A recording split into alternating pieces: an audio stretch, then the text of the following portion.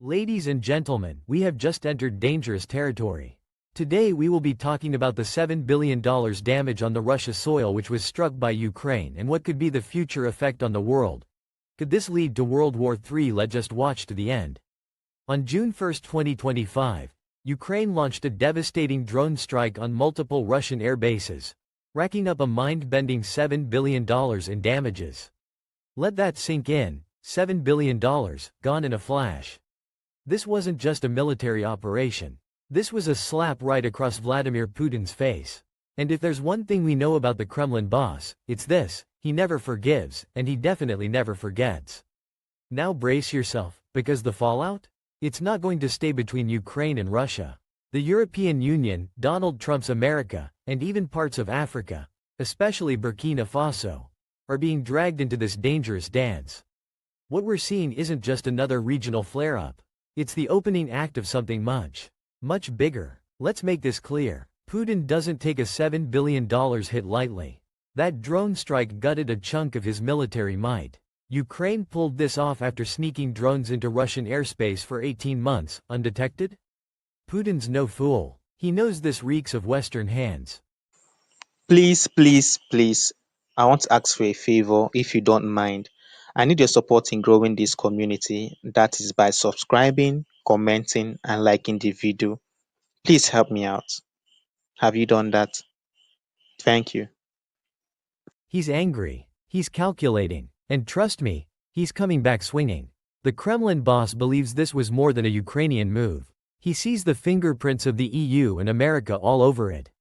If the roles were reversed, if Russia had done this to Ukraine, Zelensky would have been on the phone with Biden, trying to play diplomat. But Putin? He's built different. He's radical, ruthless, and ready for revenge. Donald Trump, with his America First chest thumping, isn't about to bow either. Putin knows this, so when he starts asking questions, and if he doesn't like the answers, expect fireworks. Missiles, cyber strikes, economic sabotage. Putin has options. And if Trump responds with military force, we're staring down a global conflict. This is no longer Ukraine versus Russia. This is the world playing with matches in a field of dynamite. And the EU? Oh, they've been stirring this pot. They gave Ukraine the green light to use long-range weapons, storm shadows, ATACMS, the works. Why now? It's not just about Ukraine. It's about Africa, yes, Africa. More specifically, Burkina Faso. Captain Ibrahim Traoré, Burkina Faso's young and fearless leader, is flipping the colonial script. He's kicking out Western powers, nationalizing gold and uranium, and waving Russian flags like victory banners. And guess who's backing him? Putin. The EU sees their hold on African riches slipping through their fingers. So, what do? They strike at Russia through Ukraine, trying to weaken Putin's reach into Africa. But Putin's not blind. He sees the chessboard, and now he's flipping it over. Here's the real twist. Africa isn't just watching from the sidelines anymore. Mali, Niger, and Burkina Faso are leading a continental revolution. They're done with European control. Russia? They're the muscle behind this new wave. African countries, except maybe Nigeria, are quietly rooting for Moscow. If this war escalates, Africa may not stay quiet. They might start offering Russian forces their land, their mines, even their diplomatic backing.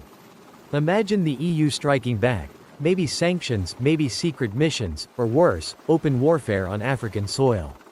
Burkina Faso's gold mines, Mali's uranium fields, they could become battlegrounds overnight. And just like that, boom, World War III ignites. This strike wasn't just about drones and dollars. It was a message. And now, Putin is preparing to reply. The EU wanted to break Russia's grip on Africa. But they've only provoked the bear. Trump's not about to look weak. Africa's rising, Russia's backing them, and the West is scrambling. The world is on edge. And let me tell you, this is just the beginning. Now, for those of us watching this unfold, I say this from a place of urgency and truth. Christians, it's time to be watchful and prayerful. These are not ordinary times.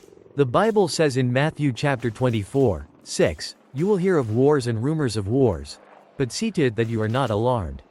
Yes, trouble is coming, but fear is not our portion. This war may escalate, the world may tremble, but our anchor must remain firm. This isn't the time to slumber. It's time to wake up. Get right with God. Keep oil in your lamp. Stay alert. Pray without ceasing. Because while men plan wars and empires clash, the real battle is spiritual. So again I say, be watchful, be prayerful, and stay ready.